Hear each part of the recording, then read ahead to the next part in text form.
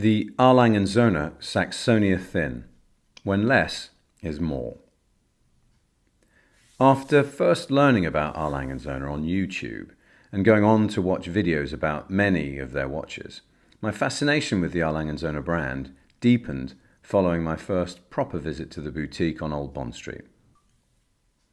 That day, I went to see if I could try on the Odysseus, which at the time was all the rage, at least for what is really still only a relatively small number of people who even know about this low production watch brand. Whilst I was able to see an Odysseus in white gold that day, the one with the rubber strap and grey dial, as opposed to the stainless steel version with a blue dial, which was really the one I wanted, it turned out that I wasn't able to buy either version of the Odysseus, and I needed to put my name down just to see if I could get onto a waiting list. It was made clear to me that the Odysseus was only available to current Lange clientele, and that made me curious about what else was in the boutique and available to buy. On that same visit, I inquired about and got up close with what's regarded as the Lange Söhne entry-level watch for the first time, the fabulous Saxonia Thin. I looked at two versions, the one in white gold, which initially I thought was going to be my preference, and the version in rose gold. Lange referred to it as being pink gold. The chap in the boutique brought both watches out from the display cabinet. I went to the white gold version initially, but almost immediately put it back down so that I could take a closer look at the pink gold version, which was drawing my eye. It was calling me. And as I picked it up, right then, in that moment and pretty much instantly, I fell in love. I forgot all about why I'd gone to the boutique in the first place. I stopped thinking about the Odysseus and straight away knew I just had to have the Saxonia Thin. When I think about elegant simplicity, as far as watches are concerned, this is it. This simple two-hand watch with its applied rose gold indices on its German silver face is about as good as it gets. In fact, I'm not sure a better dress watch exists anywhere in the world. And yet, I still enjoy wearing the Saxonia Thin as a more casual option when I'm not dressed up. This is probably a bit subjective, but as far as I'm concerned, it works surprisingly well with whatever I'm wearing. For what it's worth, my wife likes the idea of pairing the Saxonia Thin to complement her outfit, and because the rose gold goes well with her skin tone. I'd certainly never appreciated slim watches to this extent before, and at only 5.9 millimeters thick, and with a 37 millimeter case diameter, this beauty exudes class and has more presence on the wrist than its dimensions imply. The Saxonia Thin gave me a greater appreciation for the size and dimensions of a watch and how they work on and relate to my wrist. Until very recently, the Saxonia Thin was the thinnest watch I owned. Then my father gifted me this uber-thin Longines quartz watch, which interestingly doesn't have a crown. This watch stopped working a long time ago, and the glass on the watch face had broken, so he'd sent it away for repair. My father didn't know much about the watch, and so I wrote to Longines, who explained that this watch was part of the Delirium collection, dating back to 1979.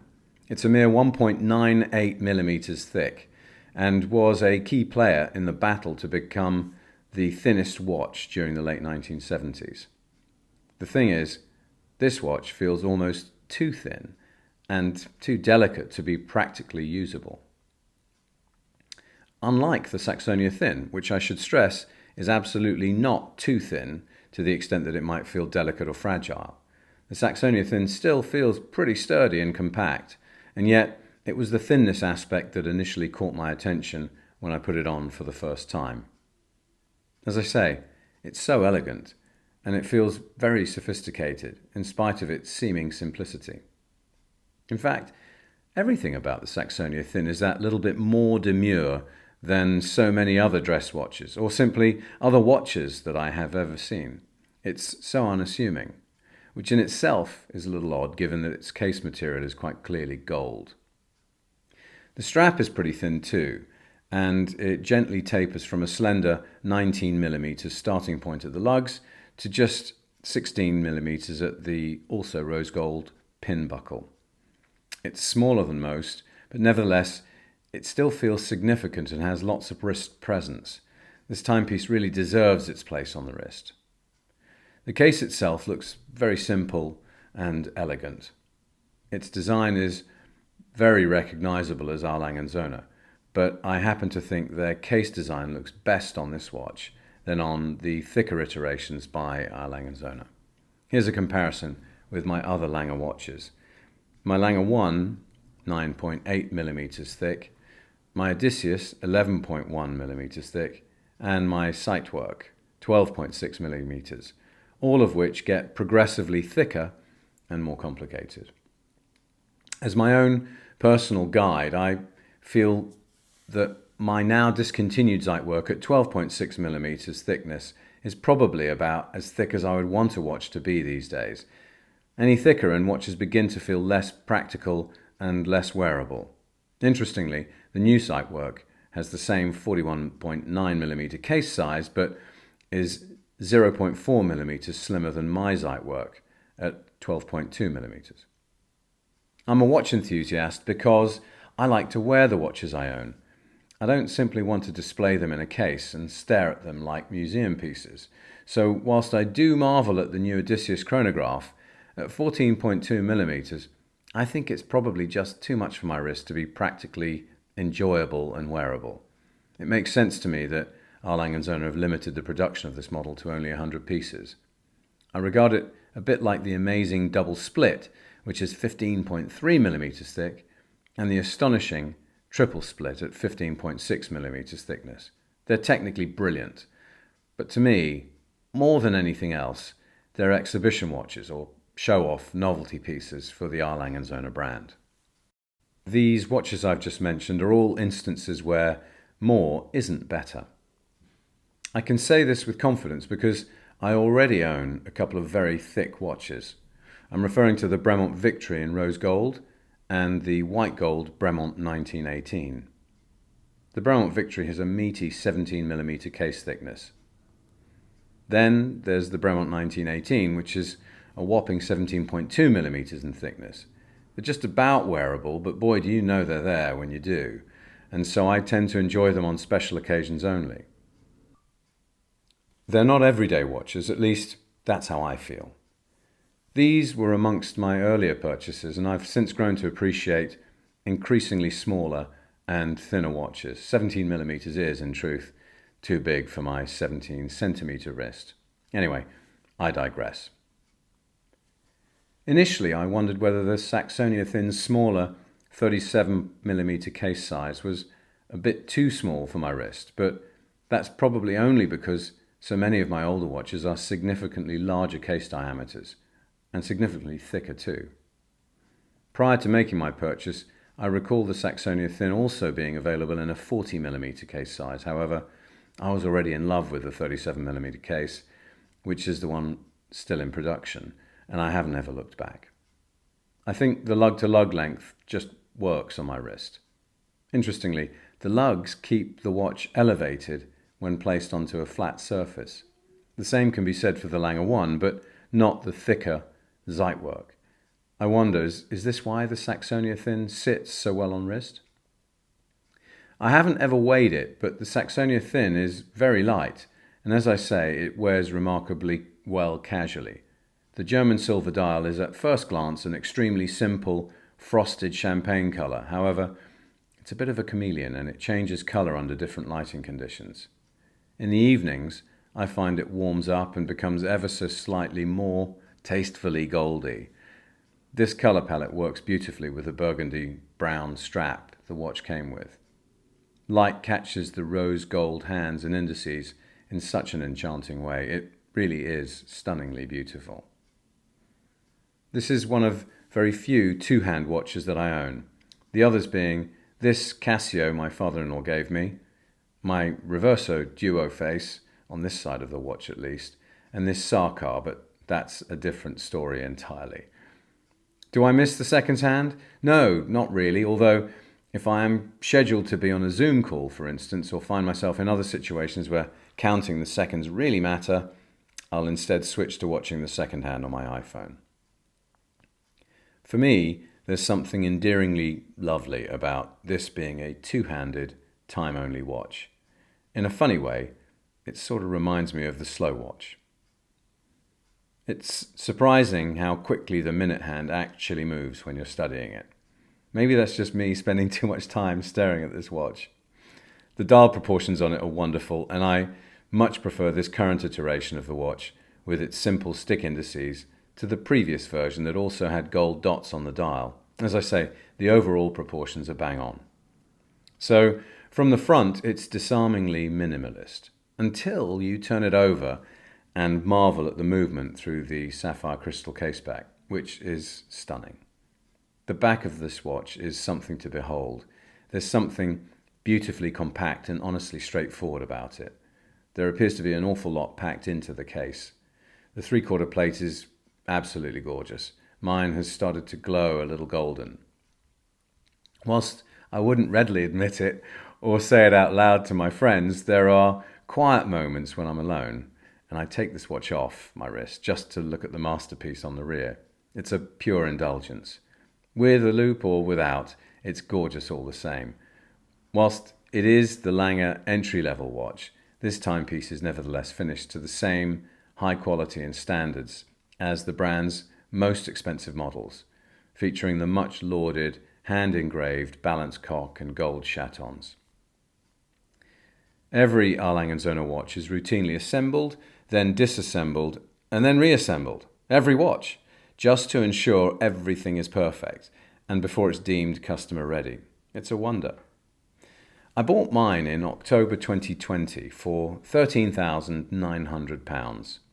At the time, it felt like a really significant purchase for what on paper is a simple two-hand watch. But to say what I just said doesn't begin to convey how marvellous a timepiece this is. And when I bought it, in spite of its hefty price tag, I believed it was worth every penny. I've never since had a moment of regret. In making this video, I went online to the Lange Söhne website to screen record the watch and was genuinely shocked to see my Saxonia Thin now listed online at almost £22,900. Essentially, the watch list price today is over a third more expensive than when I bought it 2.5 years ago. So, in the process of making this video, I found myself asking myself, would I be inclined to pay £22,900 for the Saxonia Thin today? It's a bit of an unfair question because I bought my Saxonia Thin for £13,900, so in my head, that's the price I was happy to pay at the time. And over the last 2 years, my views haven't dramatically changed, at least not as dramatically as the market. I don't think I'm unusual in this respect, but as a result, that's my experience, and so that's my recollection, and that's a number I remember. In much the same way, I suppose you could draw the comparison with me paying £1,578 for my brand new Rolex GMT Master 2 in 1990. It's now worth considerably more. Of course, I appreciate that these are market prices and that circumstances no doubt justify the dramatic price hike, but the straight answer is probably no. I probably wouldn't pay £22,900 for the Saxonia Thin today. In a sense, it's time and place stuff. That said, I would absolutely pay that sort of money for an FP Journe Chronomètre Bleu, and several years ago that watch was sold off an altogether different price from the one it can be bought at today, if you can actually get hold of one. Anyway, I'm going to stop and leave that conversation there. For some reason, it feels like I'm sullying this video by talking about money. That wasn't my intention when I set out to record this Saxonia Thin appreciation video. So, what I do also want to share is my interest, and at times my obsession with the Lange brand. I love that the company only produce 5,500 or so watches a year.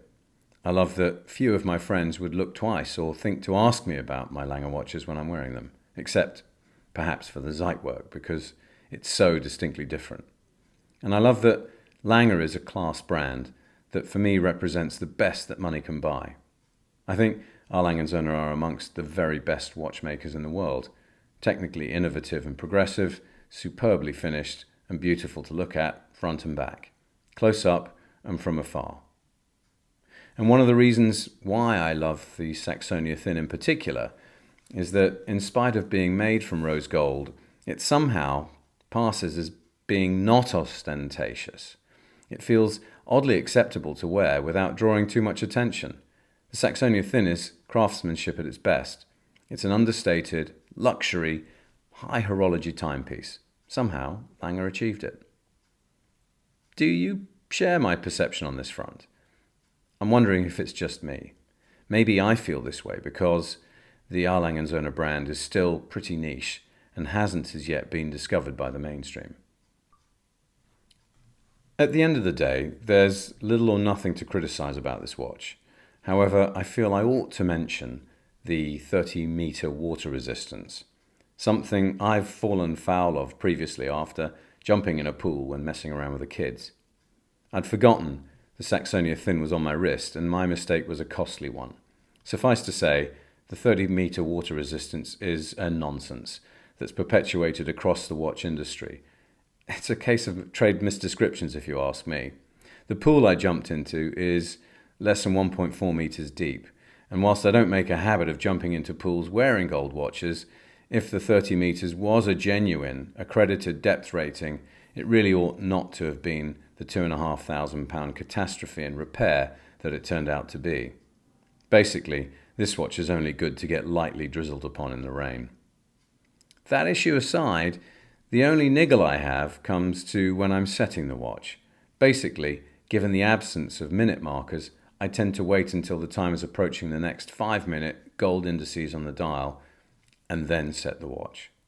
But in another way, the advantage of having only two hands is that the Saxonia Thin is easier to set. I should explain, I'm a bit nerdy in that I like setting a watch so that the minute hand arrives at the next minute marker exactly as the second hand reaches the 60 seconds on the dial. And because the watch has no second hand, the Saxonia Thin is easier for me to set. And lastly, on an unnecessarily practical front, there is an absence of lume, but then that's not what this watch is about. And I probably wouldn't love the Saxonia Thin as much as I do if there were lume anywhere on the dial. It would detract from its overall appeal.